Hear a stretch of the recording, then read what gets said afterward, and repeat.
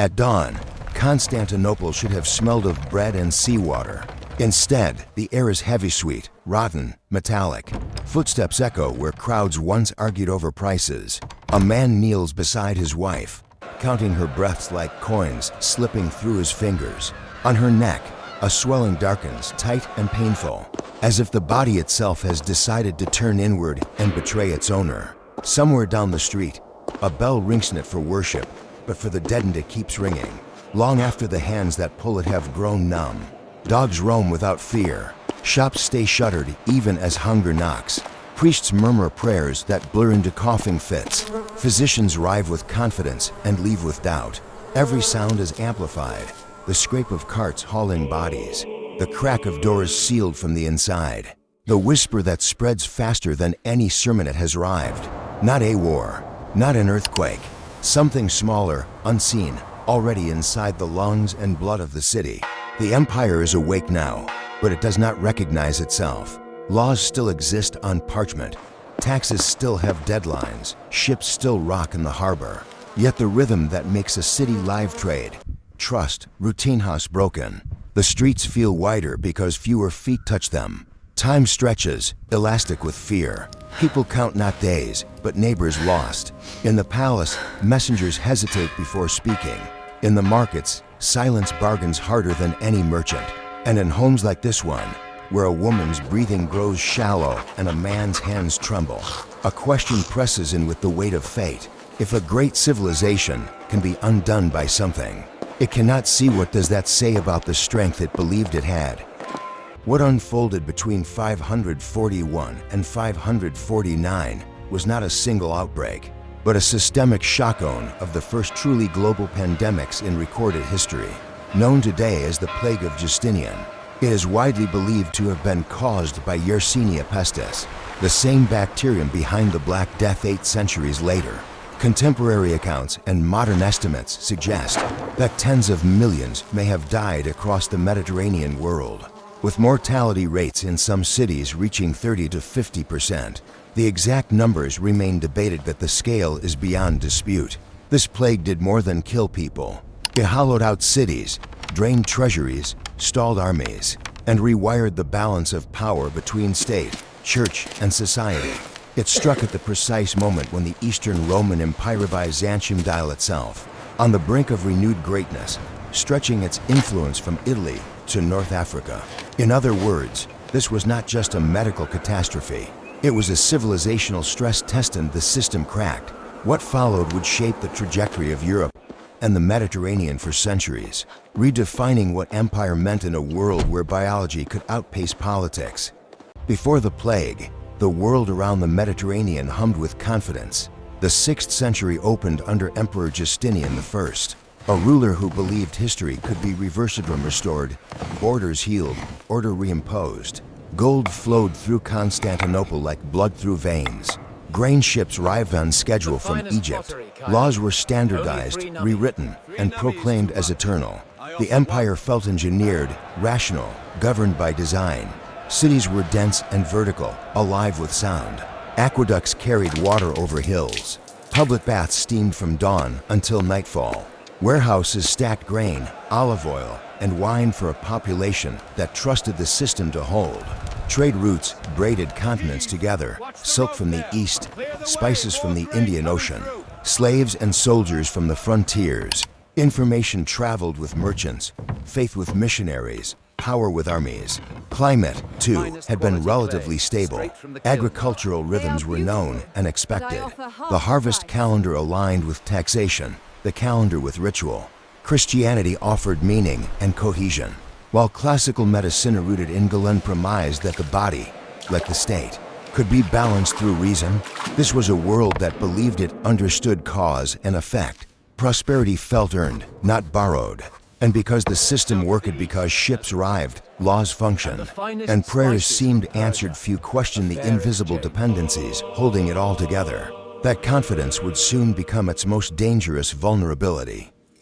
The very machinery that powered Byzantine prosperity also carved the path for catastrophe. Constantinople was not just a capital, it was a hub, a living intersection where routes from Africa, Asia, and Europe converged. Every day, ships unloaded grain, silk, timber, and people. Rats came too, nesting in holds, slipping along ropes, feeding on abundance. Fleas followed, quiet passengers in a system built for speed, not scrutiny.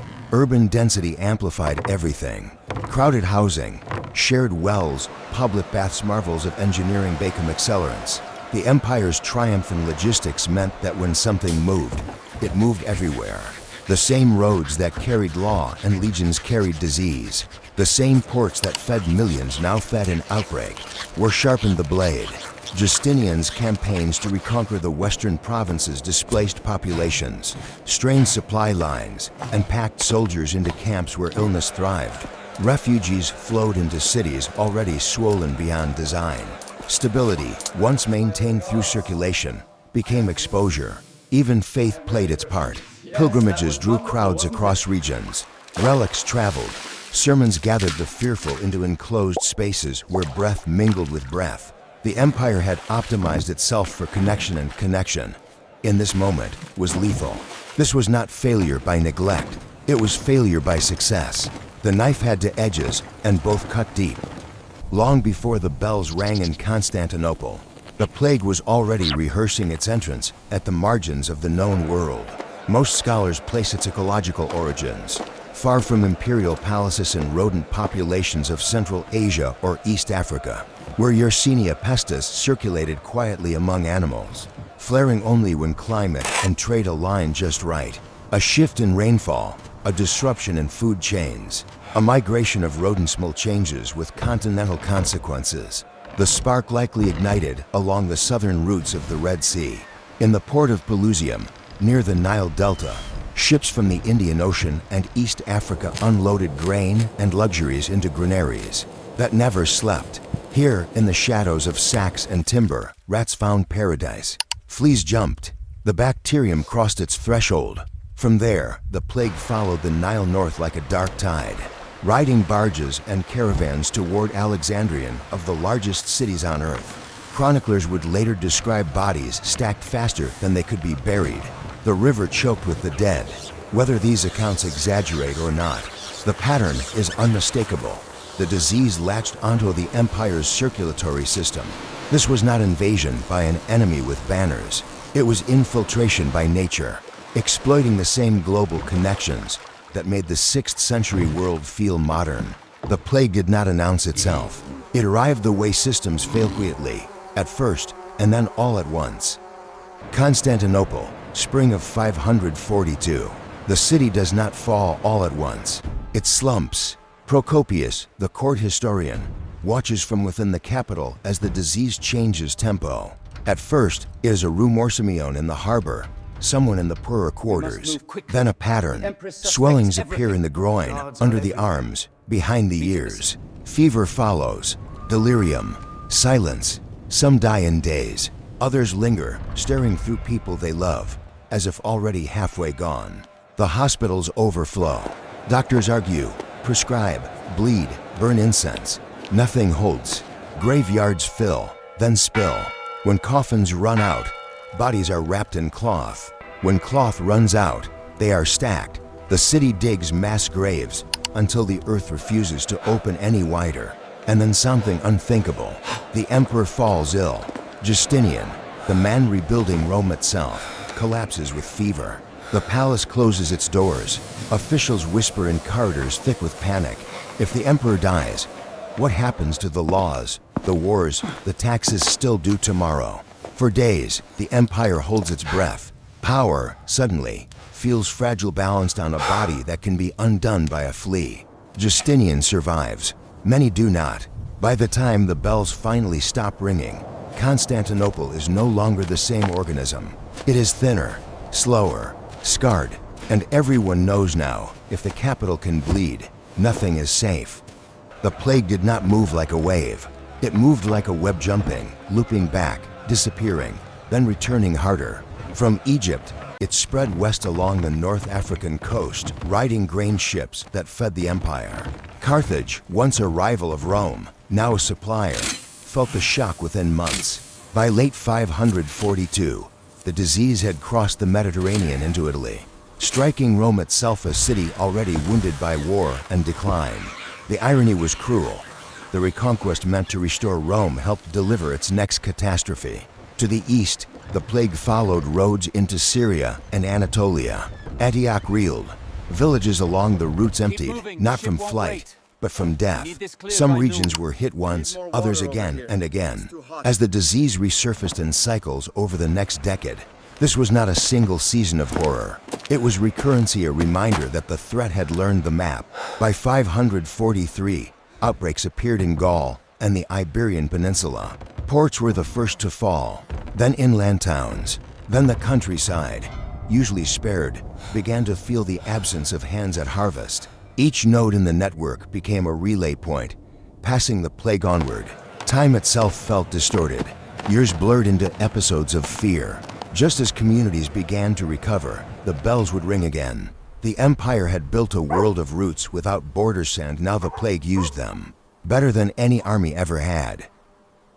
At its height, the plague did not simply kill, it unplugged society. Markets closed not because goods were unavailable, but because no one remained to sell them. Prices spiked, then became meaningless. Coins sat in purses while bread vanished. Courts stopped meeting. Contracts dissolved into memory. The law, so carefully codified under Justinian, lingered as text without teeth. Healthcare collapsed first, then ritual followed. Too many sick for too few hands. Funerals shrank to gestures, then ceased altogether. Priests collapsed beside the dying. Bells rang until there was no one left to pull the rope. In some quarters, the dead were left behind doors marked with chalk-slant warnings to the living. The city itself felt like a body in organ failure. Streets its artery escalage with carts of corpses. Warehouse its stomach emptied. The harbor its lungs still breathed ships in and out, but with fewer dock workers to receive them. Each system depended on another, and each failed in sequence. Trust evaporated. Neighbors avoided neighbors. Parents feared children. To touch was to risk death. To gather was to gamble. What remained was endurance, stripped of ceremony. This was not chaos born of rebellion. It was exhaustion, a civilization on its knees, not from invasion, but from attrition. People did not face the plague in ignorance, they faced it with the best explanations. Their world allowed. Physicians reached first for balance. Following Galen, they spoke of corrupted air, of humors thrown out of alignment. They burned herbs, prescribed purges, lanced swellings. Some patients recovered, most did not. Each failure eroded confidence, but the rituals continued because doing something felt safer than waiting. Religion filled the gaps medicine could not. Processions wound through cities, bodies pressed together in prayer. Fasting was ordered, alms were given. The plague was read as punishment, as trial, as mystery. For some, faith hardened into resolve. For others, it cracked into despair. Both reactions were human. The state tried to function. Justinian issued edicts regulating burials, fixing prices, mandating public order. Tax collectors were told to show restraint if the treasury itself was bleeding. Grain distributions continued where possible. The machinery strained, but it did not stop entirely. What no one yet understood was contagion. That closeness killed. That the very acts of caretouching, gathering, comforting were often the fastest way to pass death along. These were not foolish mistakes. They were reasonable responses in a world without microscopes. The tragedy was not that people failed to act. It was that the plague demanded knowledge no one yet possessed. Fear does not stay contained. It looks for a target. As the plague spread, rumors did too. Whispers of poisoned wells, of curses carried by foreigners, the poor, the impure. In some places, minorities and outsiders became convenient explanations for an invisible enemy. Suspicion hardened into accusation, accusation into violence. These moments must be named clearly for what they were: injustices born of terror, not truth. There is no evidence that any group caused or controlled the plague. The disease followed trade routes and ecology, not identity. But when people feel powerless, they reach for stories that give shape to their fear, and sometimes those stories demand a sacrifice. Scapegoating did not solve the crisis. It deepened it. Trust, already fragile, shattered further. Communities turned inward. Help was withheld from those deemed other. The social fabric tore along lines that had once been only tensions. Yet even here, the picture is not uniform. Alongside cruelty, there were acts of quiet courage, neighbors caring for the sick despite the risk, clergy and lay people alike choosing compassion over safety. The plague revealed extremes, the worst and the best, sharpened by the same blade. History does not remember these moments to excuse them, but to warn us. When fear rules, reason is the first casualty and justice soon follows. When the cities weakened, the countryside felt the aftershock. At first, rural communities watched from a distance, believing density was the curse of cities. Then the roads carried it outward. Farmers fell ill during planting season. Shepherds collapsed on migration routes. Estates lost labor faster than they could replace it. Fields went untilled not from drought, but from absence. The effect on food production was brutal. With fewer hands to harvest, yields dropped. Surpluses vanished. Landowners abandoned marginal lands, retreating to what could still be worked. In some regions, forests began to reclaim fields. Hedgerows creeping back over stone boundaries laid generations before. Borders softened. With fewer soldiers and administrators, frontier regions became porous. Banditry rose not always from malice, but from hunger. The social order that tied peasant to landlord, village to market, loosened under strain. This was not collapse in a single moment. It was thinning people, obligations, memory. The empire's reach grew shorter. Authority faded with distance, and distance grew everywhere. The plague did not respect the line between urban and rural. It erased it, turning the entire landscape into a shared vulnerability. The plague did not end with a victory parade. It receded the way it came inevitably, unpredictably, leaving silence behind. By the late 540s, the great waves began to lose force. Part of the reason was grim arithmetic. The most vulnerable had already been taken. Dense urban cores were thinner now, less efficient at sustaining transmission. Trade slowed, not by design, but by depletion. Fewer ships sailed, fewer caravans departed. The network that once amplified the disease had partially unraveled. Behavior changed, too. People avoided crowds when they could. Cities learned, painfully, to space the dead, to close certain gatherings, to live more cautiously without understanding why it helped. There may also have been biological factors, partial immunity among survivors, shifts in rodent populations, changes in climate that disrupted the bacterium's ecology. The evidence is fragmentary, the conclusions cautious. What matters is this: the plague never truly disappeared. It returned in pulses for generations, but it no longer felt like the end of everything. It became a shadow rather than a flood. Civilization did not recover to what it had been. It adjusted downward. Expectations shrank. Ambitions cooled. The world learned to live smaller not because it chose to, but because it had to. And in that quieting, history turned a corner. The Plague of Justinian left no single monument, but its fingerprints are everywhere. Economically, labor became precious. With fewer workers, wages rose in some regions, while great estates struggled to maintain control. Tax revenues shrank permanently, forcing the state to narrow its ambitions. The dream of a fully restored Roman Empire faded, not in defeat, but in attrition. Politically, power shifted. Central authority weakened as local leaders filled gaps. The empire survived, but it became more defensive, more cautious, less expansive. Military campaigns grew harder to sustain. Borders stiffened rather than stretched. Culturally, the shock reshaped how people understood history itself. The idea of uninterrupted progress cracked. Chroniclers wrote with a darker tone, emphasizing fragility and divine mystery. Art and sermons lingered on mortality, judgment, endurance. The world felt provisional. Demographically, entire regions experienced lasting decline. Cities that had once been giants never regained their size. Trade patterns rerouted. Some towns vanished from records altogether without descendants. The plague did not end antiquity on its own, but it bent its arc. It accelerated a transition toward the medieval world, smaller, more local, more guarded. A civilization learned painfully that scale could be a liability. From our vantage point, the Plague of Justinian feels distant sepia-toned, half buried in chronicles and bones. Yet its logic is uncomfortably familiar. A connected world, confidence in systems, an invisible agent moving faster than authority can respond. The 6th century did not fail because its people were careless or cruel. It failed because its success outpaced its understanding. Today, we map genomes in weeks and share warnings in seconds. And still, the same tensions return. Fear versus trust, speed versus safety, connection versus resilience. The tools have changed. The questions have not. The plague reminds us that history is not only shaped by emperors and wars, but by ecology, networks, and the smallest forms of life forces that ignore borders and beliefs. It asks whether progress without humility is strength, or simply momentum waiting for a test. Empires fall in many ways. Some collapse under armies, others under ideas, and some are quietly under a pathogen no one sees coming. Because in every age, the measure of a civilization is not how high it rises, but how honestly it reckons with its own fragility.